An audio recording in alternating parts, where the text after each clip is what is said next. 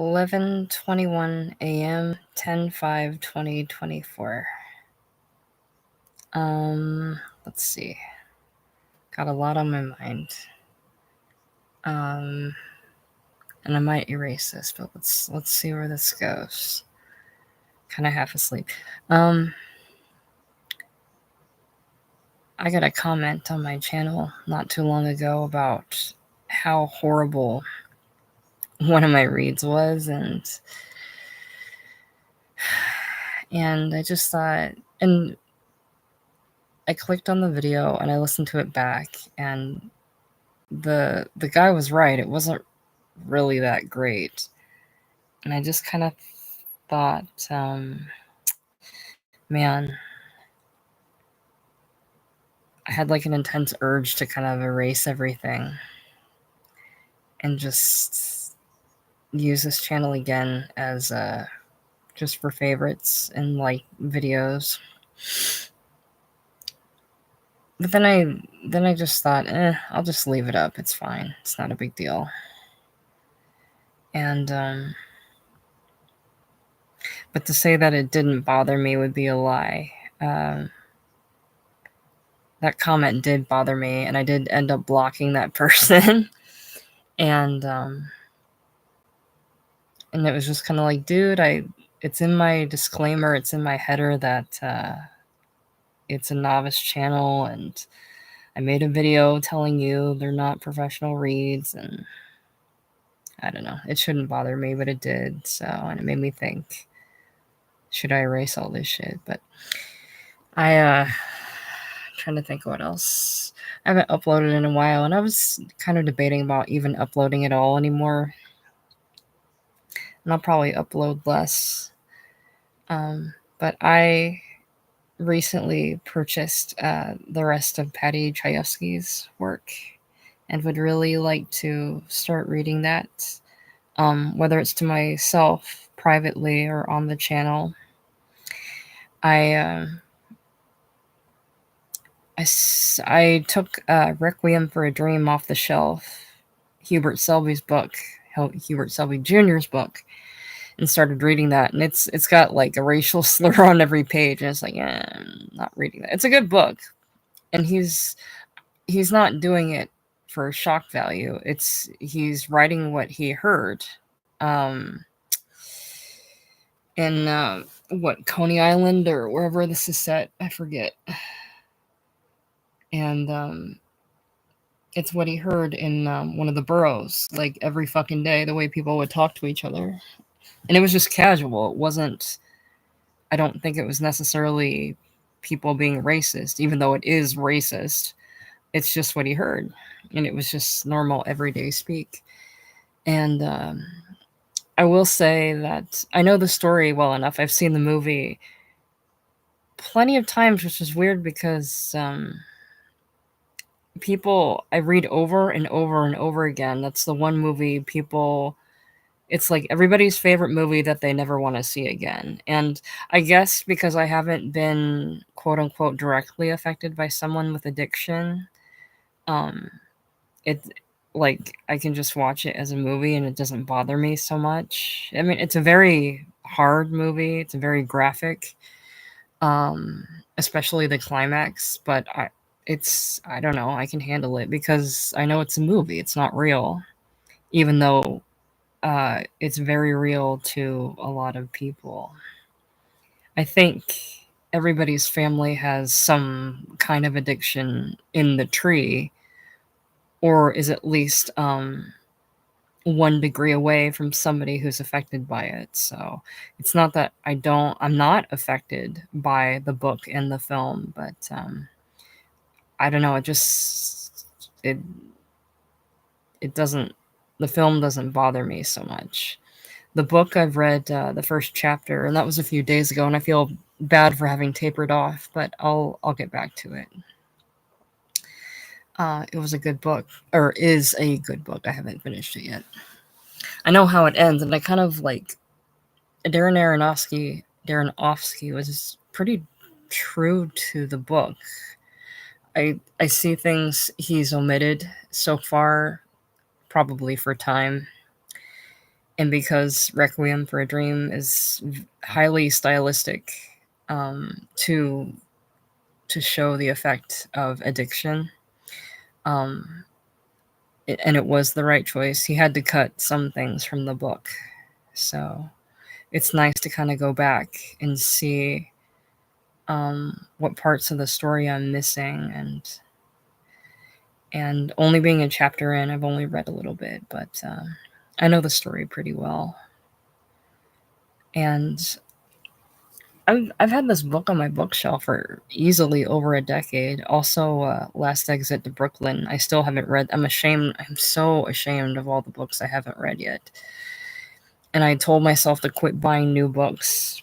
And I think after these Patty books, I'm gonna stop because I need to read what I have. And I have somewhat this year. I read Sister Carrie and I read Sons and Lovers, and you know, I'm kind of proud of myself for that one. And to get out of this funk, I need to get back to reading or doing more productive things. I usually feel better when I'm more productive or I've accomplished something. But Requiem for a Dream, with Jared Leto, Jennifer Connelly, Marlon Wayans, and Ellen Burstyn, is an excellent movie. I hate that Jared Leto is such an asshole. Every fucking movie that I adore, I love, it's one of my favorites, is tainted by some asshole being an asshole in real life. And I'm getting really fucking sick of it. And it's just like, it's getting harder and harder for me to separate the art and the artist. And it's like, I guess I was extremely naive about how awful people can be. And I don't know, I don't think he's ever been formally convicted of anything. And, you know, people are innocent until they're proven guilty, and a lot of things, there are false accusations and a lot of hearsay, but I don't want to string somebody up on a cross, without, any hard evidence. But sometimes when there's enough smoke, I do think there's fire. And I think with Jared, I think, he goes on these like outings with people that he charges to pay for, and it's like, and he openly, even if it's jokingly, says it's a cult, and he sleeps around with like allegedly underage women or girls, and it's like, ugh, dude, like, you do such a phenomenal, like, I'll credit him. He did such a phenomenal job with this movie. He committed hard and it paid off. And like, I don't even mind watching it with him in it, but he's such a scumbag. It's like, well, dude, why? But this is one of those movies where, like,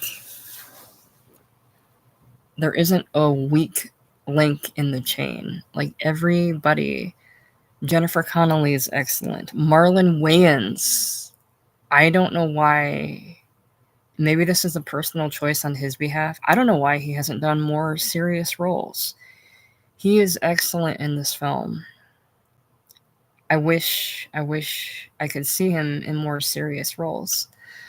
And of course, Ellen Bernstein knocks it out of the park. And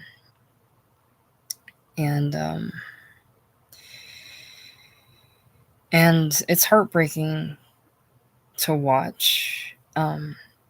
Another aspect of it is it's disturbing to watch, not just for the addiction part of it, but because some of these behaviors feel a little too familiar.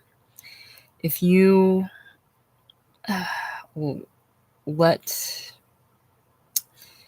apathy and fantasy kind of pull you away from reality, it gets harder and harder to get back. I'm like laying down in the dark because I'm debating about going back to sleep. But there's a foreword by Hubert, and what did he say? This book is about four individuals who pursued the American dream and the results of their pursuit. They did not know the difference between the vision in their hearts and the illusion of the American dream. In pursuing the lie of illusion, they made it impossible to experience the truth of their vision. As a result, everything of value was lost. Unfortunately, I suspect there never will be a requiem for the dream, simply because it will destroy us before we have the opportunity to mourn its passing. Perhaps time will prove me wrong. As Mr. Hemingway said, isn't it pretty to think so? Hubert Selby Jr., Los Angeles, 1999. What happens when I turn my back on my vision and spend my time and energy getting the stuff of the American dream? It's the question that quite literally, to be honest, is plaguing me personally. I hate being at a crossroads, not knowing what to do, and knowing that time is precious and my decision is pretty paramount to the direction of my life. And whichever one I make, I won't have full confidence in it. And I don't have the choice of not making one anymore.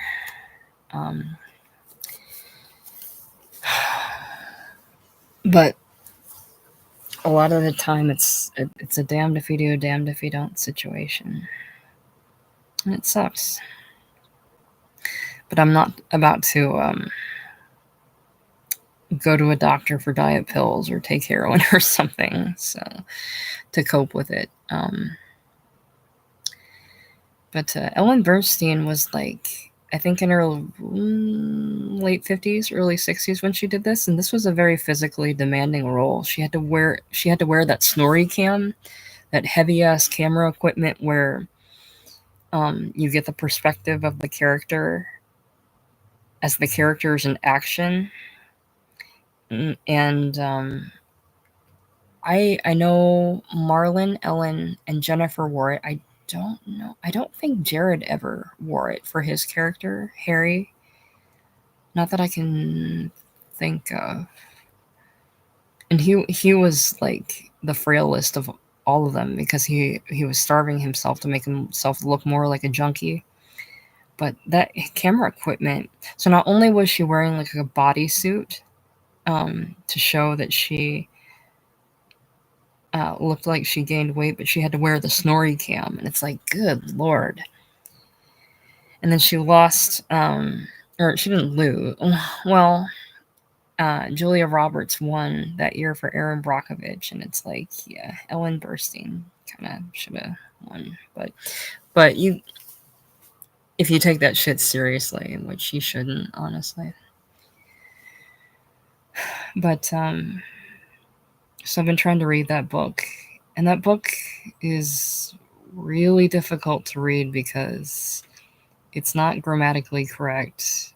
There's not dialogue breaks in between the characters. You kind of have to guess who's talking. And a lot of pages are walls of text, which, as hypocritical as I can say it, it is really obnoxious to read. You really do want paragraph breaks, character breaks between dialogue and action, and there's none of that. A lot of them feel like completely run-on sentences. And it's funny because Henry Rollins used to bitch about people who wrote them in their grammar, and he championed Hubert and heralded him and pushed his work forward. I guess if the material is good enough, grammar doesn't matter as much. But also, having had the life, not having had the life Hubert had, I would want to give him a lifetime pass too. This poor man, let's see. Oh, I'm so sleepy. Let's see. Selby Jr. dropped out of school at the age of 15 to work in the city docks before becoming a merchant seaman in 1947. Having been diagnosed with tuberculosis, he was taken off the ship in Bremen, Germany, and sent back to the United States. For the next 3.5 years, Selby was in and out of the U.S. Public Health Hospital, part of a system of hospitals originally established to care for merchant seamen in New York for treatment. Selby went through an experimental drug treatment, streptomycin, that later caused some severe complications. During an operation, surgeons removed several of Selby's ribs to reach his lungs. One of his lungs collapsed, and doctors removed part of the other. So if it wasn't bad enough having TB,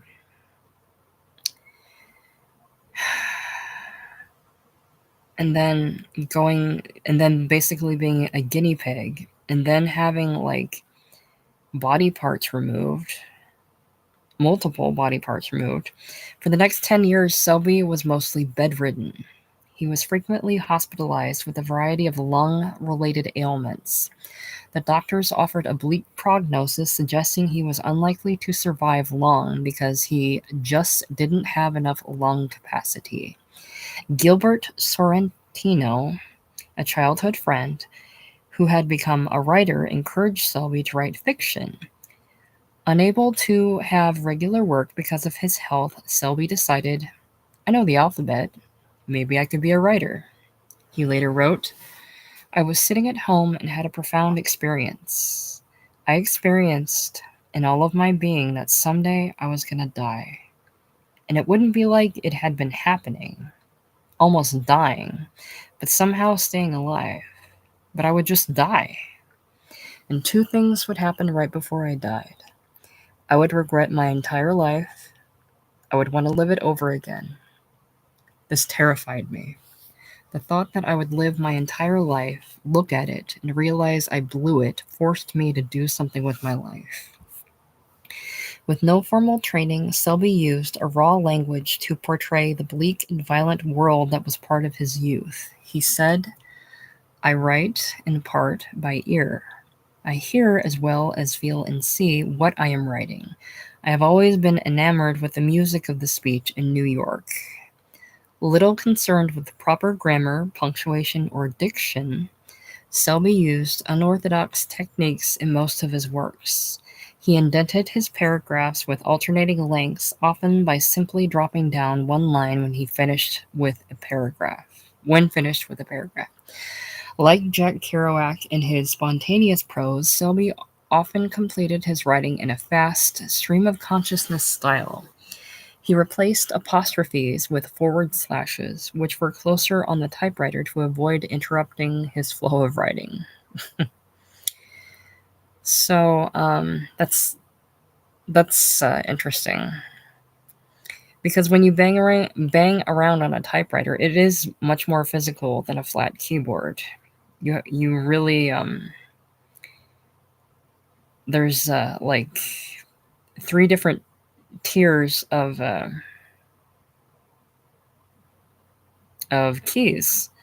You have the QWERTY and the ASDF and then the ZXCV. Well, and then you have the space bars, more than 3. And then you have I don't know what part of the typewriter you have to move to get the page back to the beginning, but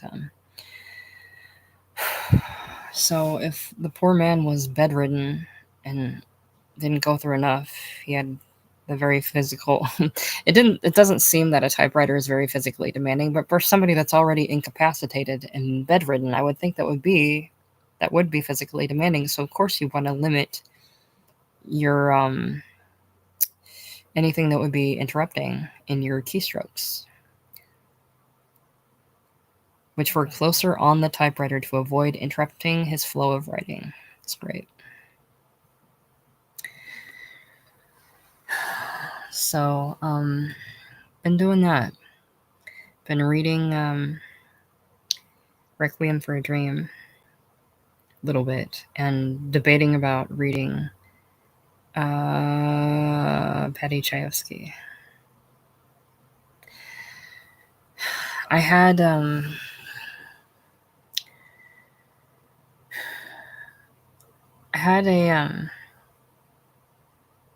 couple teeth removed in the last 2 weeks, and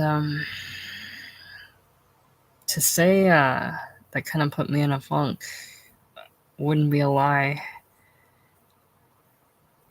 When you feel like you're not physically attractive and you have to do more things to alter your face, things that can already be put on the list, like the laundry list of things that you've already done, it's kind of hard not to take it personally. And it's one reason why I haven't posted on here as of late.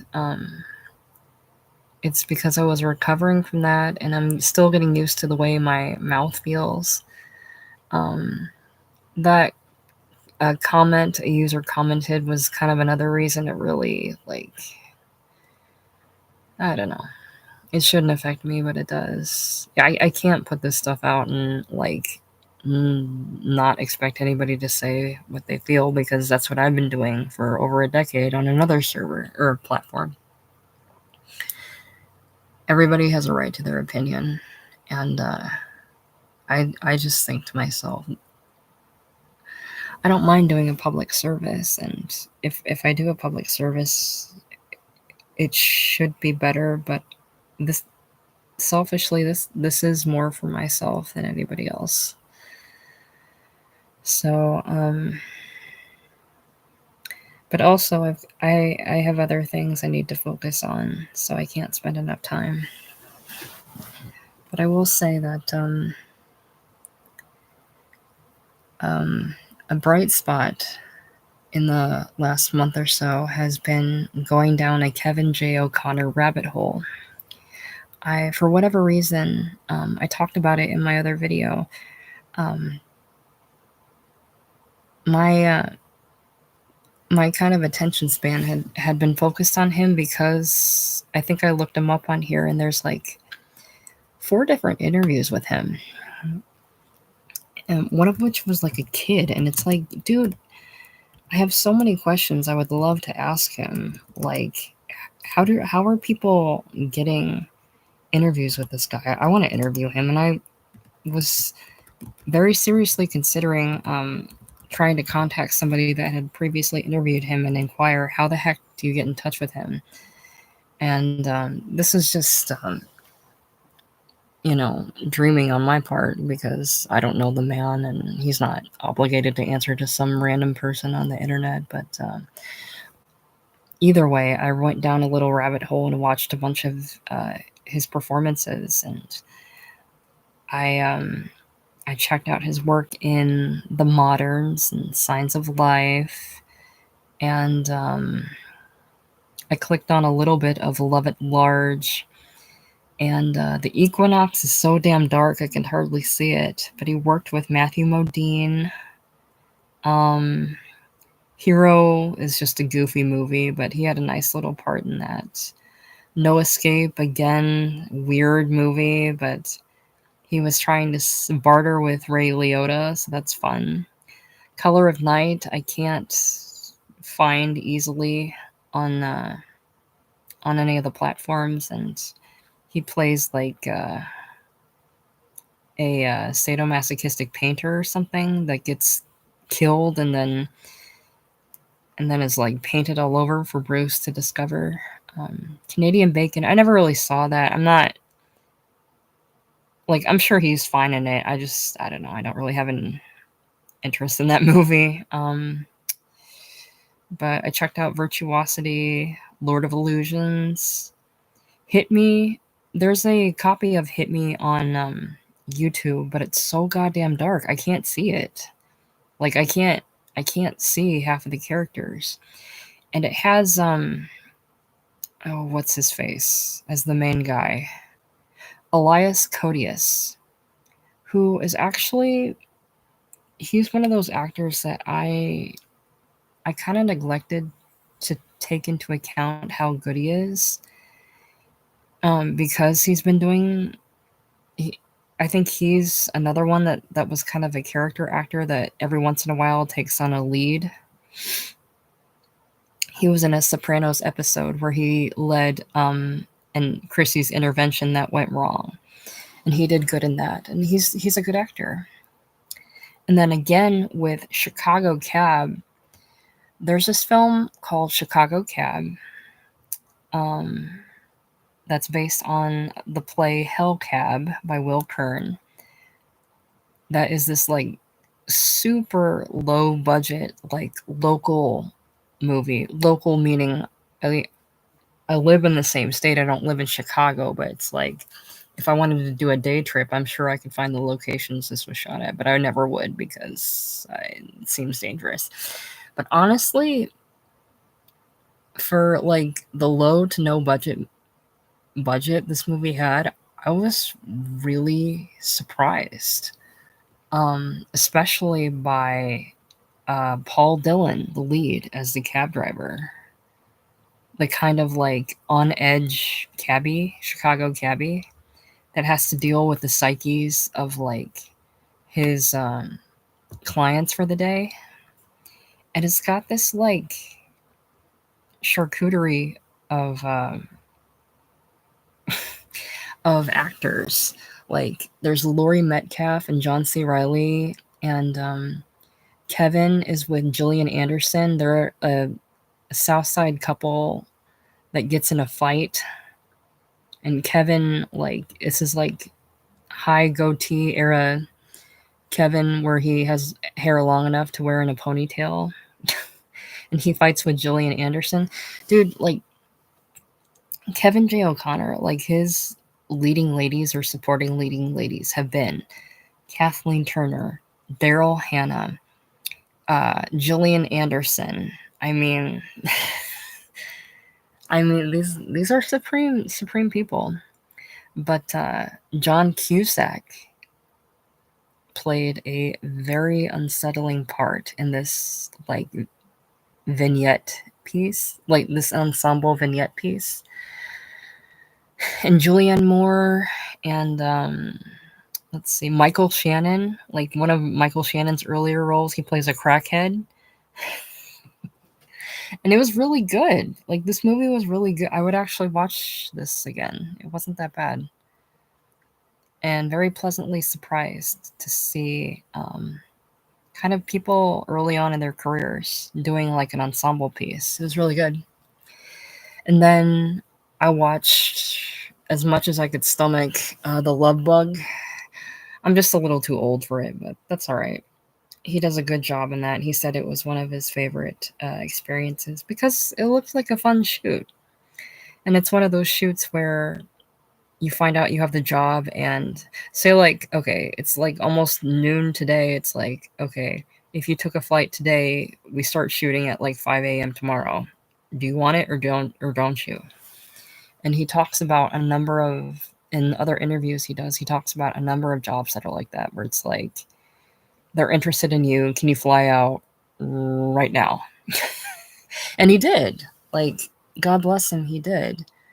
And he talks about how filming The Love Bug was one of his favorite experiences because you get to work with like a pre-sold franchise. You get to work with Bruce Campbell, who I heard through the grapevine is kind of a dick in real life, but I'm sure if like you're a dude or whatever and you're cool with him, you know, and him being braggadocious about Ash or whatever, it's fine. And you get to work with oh, what's his fucking name? Peyton Reed, who did like who did Bring It On and now is doing like mega Marvel movies. It actually wouldn't be too bad of a movie. And he got to work with what's that one guy's name? No, John Hannah, who he got to work 2 years later on The Mummy with. So yeah, and I fast forward through Gods and Monsters. He had a little part in that. And then I came upon a movie called If Dog Rabbit.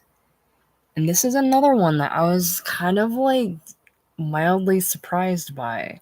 I Some of these movies I'd never heard of and didn't know what to expect, and luckily they're free on YouTube and Tubi. And if dog rabbit, if the dog didn't stop to take a shit, it would have caught the rabbit. Is the parable, I guess. And I think it has another alternate title, like One Last Score or something. He gets to Kevin gets to play this character that's with Lisa Marie of all people. They get to play this kind of Bonnie and Clyde couple, like kind of a lower tiered Bonnie and Clyde, and he gets just about as much screen time as Modine does, and Modine directed the movie. And I was reading some of the reviews, and some were hypercritical that it was typical and you could see the ending coming, and others were kind of where I was. It was kind of a delightful surprise, and some of the some people were critical of Lisa Marie.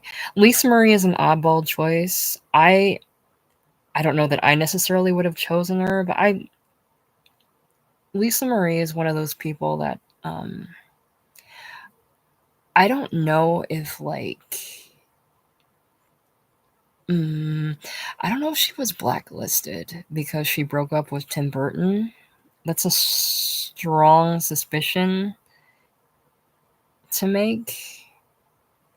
Or if people just saw her one way because a lot of her acting career was in Tim Burton movies. But she did a good job in those movies. Like in Ed Wood, she did great as Vampira. And Mars Attacks, she is scary as hell as one of the Martians. And in Sleepy Hollow, she does a good job as Ichabod's mom in flashbacks. And maybe she just didn't get a bigger break or something. I don't know. Like people were criticizing her in this movie that she was too wooden or whatever. I think she did fine. It was just an oddball choice, but I liked that I knew who uh, the girl was, and she's stunning. She's beautiful, and she looks great. And this was just kind of an oddball movie, but it has Matthew Modine, John Hurt, Bruce Dern, Kevin J. O'Connor, and Lisa Marie. And it's like, damn, dude, that's a hell of a roster. And I think Matthew Modine did a really good job with it. Um, so they were in Kevin J. O'Connor and Matthew Modine were in Equinox. Shit. If Dog Rabbit, Kettle of Fish, and I think there's a fourth one that they were in together. I could be wrong, but if I were to interview Kevin, I'd want to ask him about his Modine connection, because he also got to work with Vincent D'Onofrio in Signs of Life, and that's another one that I glossed over and I forgot. Signs of Life, one of his earlier ones where he had a significant amount of screen time, and he talks in his other interviews. He talks about the fact that he doesn't want to be a lead actor. His gambit is being a supporting actor. And although people like he gets high praise, I do think it's a whole different animal being a lead. And he was a lead in Candy Mountain, and he talks about the kind of pressure that's put on like the shoulders of a lead in a film, like it's all riding on you. And he's better fit for a supporting character. So in a film, Signs of Life, one of like many of his films where he's a supporting character, but it's still a considerable role. It's still a big role where you're one of the main characters, but you're not the main character. You're still supporting. He does a good job. I feel like there's like different tiers to supporting characters, and he seems to be able to pull off all of them very well. And Signs of Life, um, he was really enjoyable in that. I love watching this guy. I really wish I could talk to him for a little while. Um, yeah, there's this Kettle of Fish movie where he plays kind of a nerdy scientist. And there's some scenes in it where he doesn't have a mustache, and he's not a badass.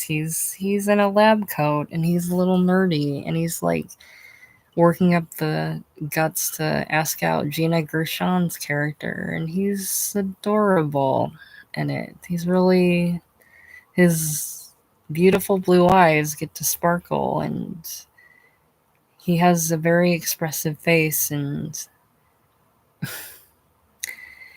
he's very delightful to see. I didn't bother watching the whole movie because I just wanted to see what his character was, and maybe that's wrong, but Matthew Modine's a beautiful guy too, but I'm not interested in Modine. Just want to see Kevin. Like I like Matthew, but let's see. I have seen The Master, but it's been so long that couldn't tell you anything about it. I don't think I thought much of it when I saw it, but he's in that for a little bit. There Will Be Blood, of course, is excellent. And then he stars in like 2 zombie movies on airplane zombie movies, which he's talked a little bit about how much he enjoys old horror movies, and he got to play Igor in Van Helsing, and he liked movies of that nature, and I think he just did that for fun and to kind of keep his hat in the ring. I haven't seen Widows. I haven't seen The Cleanse either. I have seen. So I actually watched 2 movies, Buck Run and Colwell. 2 very different movies in 2019. And I liked Buck Run better, but Colwell, I completely, like, one crucial element completely went over my head, and I think I need to rewatch it to kind of appreciate it better. Because I watched it, and it was kind of like this happens, and this happens, and this happens, and it's like, okay, where's the story? Where's the conflict? And it's like there was a whole other character that was essentially the main character, and I misinterpreted it, and it's like, dummy, that's where the conflict happens. It's like you need to go back and rewatch it. And Karen Allen of Animal House fame gets to play the lead in this movie, and Kevin gets to play a postman in the movie, and he looks like a postman in this movie. He really does a nice job with it. In Buck Run, he plays this degenerate friend of the main character, who is, of course, I can't click on it because there isn't a Wikipedia page for it. Who is another degenerate, kind of absentee father, widower. He's an absentee father who's also a widower and is kind of forced to deal with his negligence. And I thought the movie was. I thought it was good. It could have been better. It could have been stronger, I feel like. I don't mind movies that take their time, but I feel like, and it was good, it just could have been stronger, I feel like. But that's the choice of whomever's making the movie, what it ends up being. So, and his last movie is Wish Upon a Unicorn, and he talks about this film with like this. I feel like it's a kid that interviews him, like a student that interviews him, and it's like, how the hell do you get in contact with him? I want to talk to him about his career and old movies or whatever he'd like to talk about. But he just seems like a really nice, warm person, and is kind of shy and humble about his work and his career. And he talked about a little bit about what acting means to him. And that kind of sent me on a binge of watching interviews with like Brendan Fraser and Frances McDormand. And acting is, I think, a very personal choice. It's a personal profession. It's something in which you express yourself through characters in a variety of different ways. And there's an angle to it that's very private, even though it's very exhibitionary. Like, you're doing something where you're not hiding, you're showing everything. And yet, on a psychological level, what it means to the actual actor, the person doing it, is and can be very private. So, and very precious, I think. And I've heard actors talk about, like, I can't function otherwise. I don't know what else I would be doing. I probably wouldn't be doing anything else. I don't know how else to be or how to live but doing this. And that's very interesting, because I think for an actor, like in Kevin's case, he's getting older, and like he hasn't worked in going on 4 years, like almost 5 years now. And the pandemic kind of derailed everything, and like the fuck ups in Hollywood are fucking up everybody's lives. And I'm wondering if he's just like chomping at the bit to get back at it and do anything. So that going down a Kevin J. O'Connor rabbit hole in the last couple weeks has been a brighter spot to getting my 2 teeth pulled. That was a really shitty string of days, and I don't know, I was feeling kind of crappy about it. And got a lot of things I need to take care of, and I'm kind of not sure what the future of this channel is going to be. I should stop worrying about it. I don't think anybody really cares for the most part, which is actually, I prefer that. I just love films, and I'm trying to get myself into reading more. And that was kind of a bigger purpose to this, was to get myself to read more. And it has helped, but it only helps until you lose the momentum, and then you need to pick it up again. And I don't want to depend on reading aloud to read, but it did help. It did help for a while. And it also helps stave off like depression and apathy, because it's something productive and it's something stimulating. I'm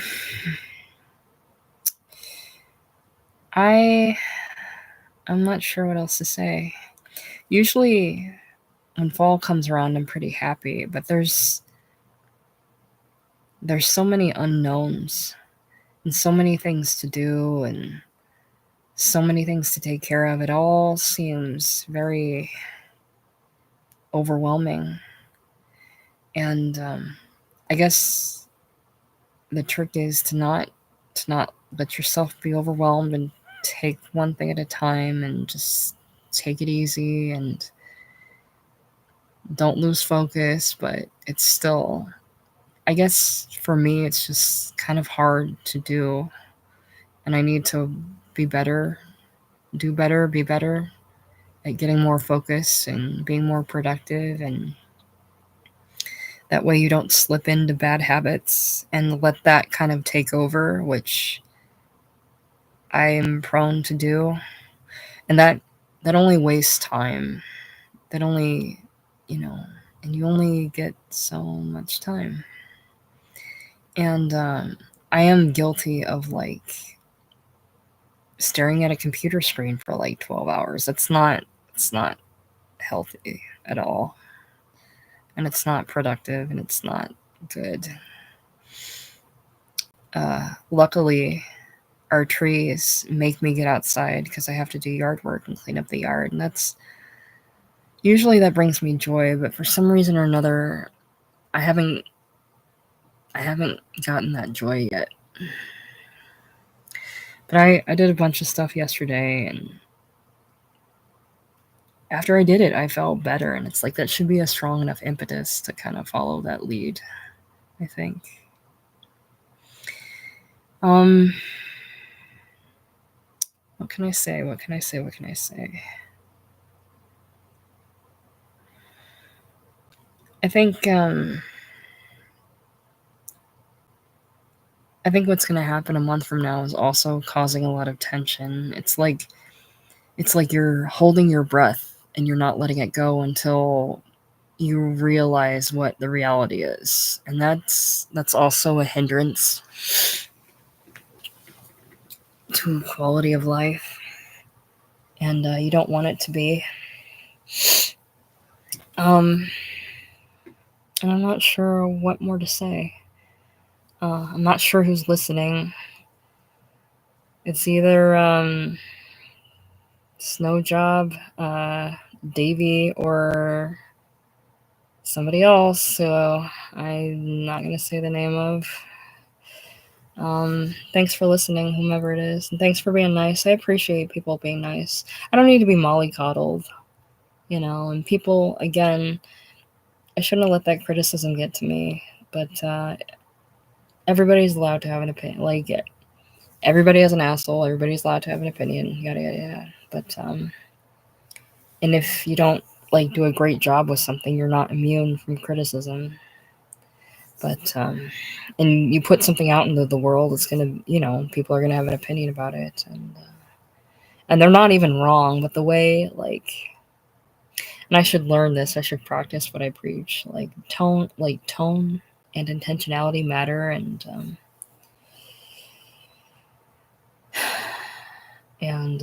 should take that into account.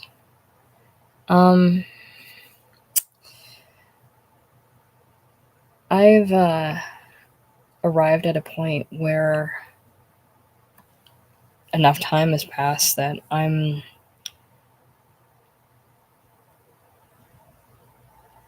whether or not I realized it, I think I've kind of moved forward. And that's good. That's good for like my mental health, but it's still I've moved forward into this like unknown space, and it's like I need to have better things in place. I feel like to feel better. I need to have a bath. I need I don't know. I need a lot. Like, I need a lot and I don't need a lot. I need to crack open these Patty Chayefsky books and take a look. Let's see. Let's see. Maybe I can do that. Let's see. Let's see. Check it out. I got 3. Move that Kleenex box. Or no, I don't have to. I blow my nose all the time. It's not because I jerk off all the time or anything like that. Let's see.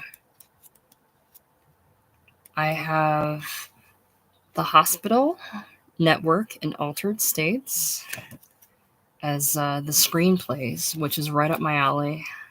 Although it looks more like it's written like a play than a screenplay. Although you have The Long Shot. I don't know if you have POVs or anything. Oh shit, look at that, look at that, look at that. And you have the original cast credits. William Holden, Peter Finch, Faye Dunaway, Robert Duvall, Ned Beatty, John Carpenter. I haven't watched Network in a long time. It's a good movie though. Kathy Cronkite. Let's see, who else do I recognize? Anybody? Anybody? Klugman, is that Klugman's daughter? Probably.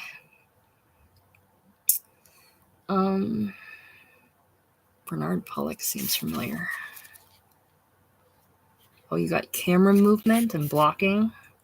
Oh, I love it. I love reading scripts. I get into a delusional mindset that I could actually write a script when I don't have the balls to do it. Nice. Hospital network in altered states. Then you have the television plays, which are kind of more the same. Let's see. Holiday Song, Printer's Measure, The Big Deal, Marty, The Mother and Bachelor Party. And Marty, let's see. This book doesn't fall apart. Let's see. I have Marty in the screenplay form and the TV play form. So you have... shit. And this play is so devastating. No? Where's the cast list? Yeah. So I watched this as part of I forget which one it is.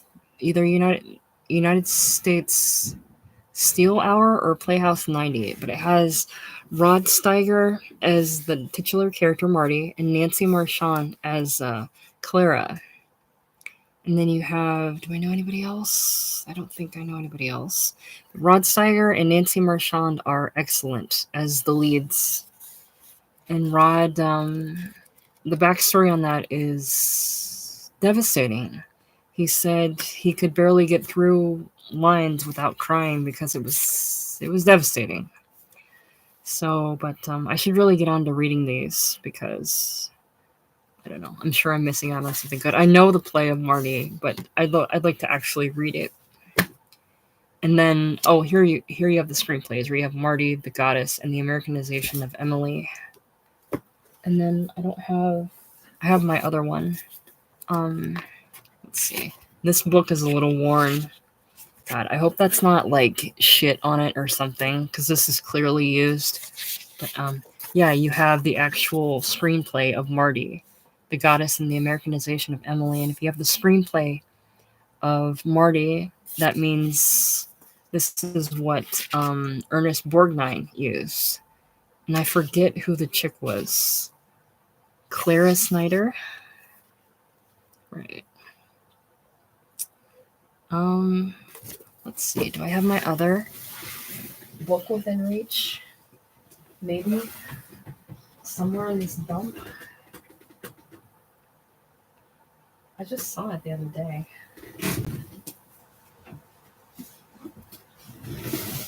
Yeah, check it out. So I have the stage plays too. So I think I have all four. Isn't that dope? I like it. Patty Chayefsky. And this one I've already read, The 10th Man, Middle of the Night, but I haven't read Gideon, The Passion of Joseph D. I've read the latent heterosexual, like 80% of it in like a doctor's like waiting room, but I never finished it. I feel kind of shitty about that. But I am so pumped. I have all these. These are kind of like book fair, like cover art, like for like 8-year-olds, but whatever. We'll go with it. It's not very, it's not really professional looking, but fuck it, right? You take what you can get. And then I have Requiem for a Dream, which is great. And fucking Jared, the Predator's on the cover. Jared, why do you have to be such an asshole? But look, like this is what you get when you read this book. There's no paragraph breaks. It's so frustrating. And it's like, now I know why people used to bitch at me for writing them, because it would look like this. Look at this. How the fuck are you supposed to read this? Kill me. Anyway, I'll do it for Hubert. So, that's about it. I want to read these works. I don't want to wait 20 years to do it. I want to read these. I want to read these either on or off the channel. I want to read these. I want to talk to Kevin, or at least have somebody talk to him and answer the questions I want to ask him. Because they're going to interview him again. I don't know, sometime in the future. And that'd be so dope if they talked about Steel Magnolias in depth. And no fucking guy interviewer will, because I think guys, I don't know, are prejudiced against that because that's quote unquote a chick movie. But it's not. It's an excellent fucking movie. And oh yeah. Okay. So like, okay, you would look at this and think, okay, this is a chick movie. There's all these chicks in it. And they wouldn't be wrong. But it's more than that. It's more than a chick movie. It's how do I describe Steel Magnolias? It's excellent. It's based off of a true life story. And you have like I don't fucking know what to say about it. If I were to ask him about it, I'd have to be more prepared. But and I would be. I think I would write out some stuff beforehand. But yeah, what else can I say? There's nothing else I want to say. I don't know who's listening. Thanks for listening. I don't know if you're a stranger or somebody I know. It's kind of creeping me out either way. And yeah, that's about all I want to say right now. I may post soon and may never post again. Who knows? I don't know. Stay tuned. I guess. I don't know. Either way, take care. Have a nice day. Love ya. Don't know who this is. It's freaking me out. But yeah, have a nice day. Love ya. Take care. Bye. If you know Kevin J. O'Connor, have him call me.